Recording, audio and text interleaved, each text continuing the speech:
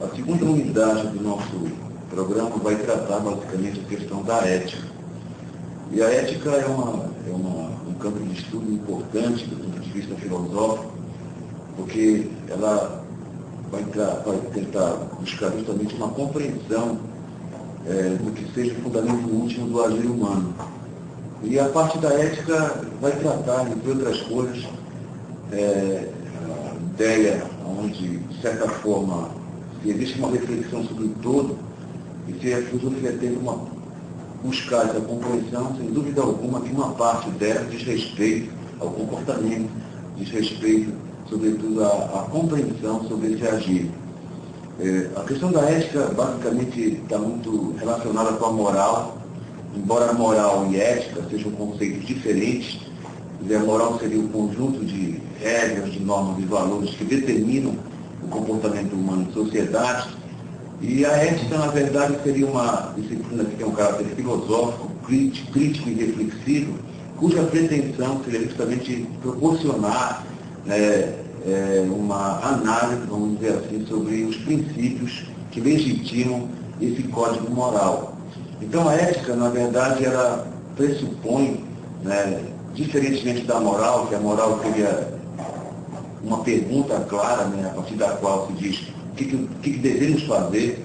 E nós temos um código moral a ser seguido, nós temos valores, nós temos normas, e a pergunta básica que surge a partir da moral é o que devemos fazer. Qual seria a pergunta da ética? A pergunta da ética seria mais um questionamento: por que devemos fazer?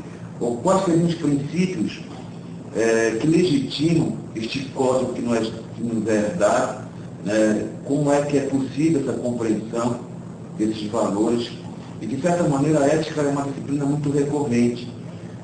A parte da filosofia, talvez que interesse muito para a administração, diz respeito a essa tentativa de elucidar o fundamento último do agir humano. Então, a ética, na verdade, ela pressupõe a forma em que nós devemos dar uma análise toda particular a esse comportamento, uma tentativa de melhor entender os fins. Ela, sobretudo, é definida pelo Aristóteles. Aristóteles é considerado o pai, o sistematizador da ética.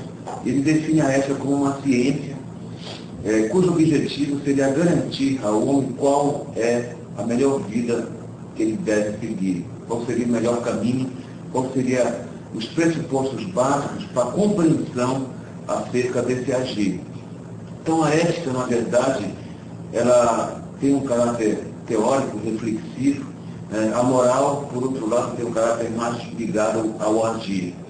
Essa parte que nós iremos estudar na segunda unidade, ela é importante, enquanto um pressuposto que está muito relacionado ao administrador, aquela pessoa que, sobretudo, tem a característica de gerir recursos, de determinar a forma como é que o grupo pode atingir os seus objetivos.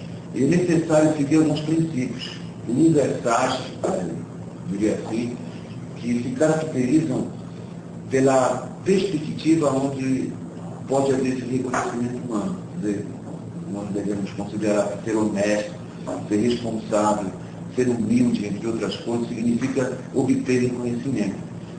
O mais importante no que diz respeito à ética é o direcionamento que ela vai ter, sobretudo no campo profissional, onde a tentativa seria justamente aquela de que essa possibilidade de uma realização, ela deve ocorrer através desse reconhecimento.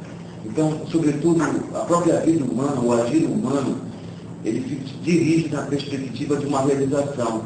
E aonde é que essa realização ocorre de maneira muito mais factível? É no campo profissional, é na atividade profissional. Então, é necessário ao profissional da administração que ele saiba, sobretudo, e isso também tem uma questão muito voltada para a própria vida acadêmica, desenvolver uma série de princípios e também do ponto de vista teórico, de tal maneira que seja possível essa realização.